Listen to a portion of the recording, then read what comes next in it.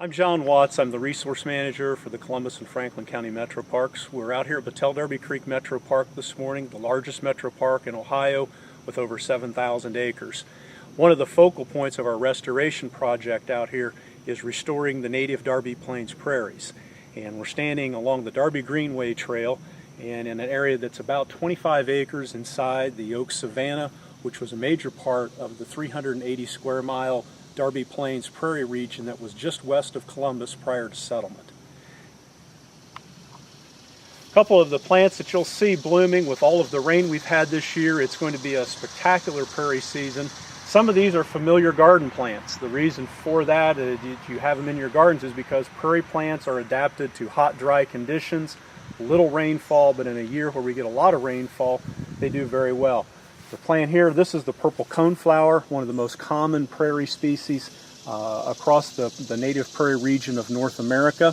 There's 2 or 3 species. We only have this one in Ohio, and this is the one that you see sold around Columbus and Central Ohio and a lot of the native nursery stores. A less common prairie species native to the Darby Plains is the Crownbeard. It's a state-threatened plant, only known from a few prairie areas in the state of Ohio.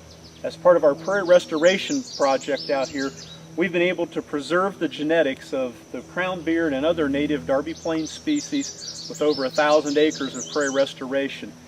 Many of the plants that we started with a few seeds back in the late 70s and early 80s, and the Crownbeard is one of those plants that is now gone from its native location. It was found in a remnant prairie in Madison County, but we're helping other agencies reestablish it along the bike trail out in Madison County.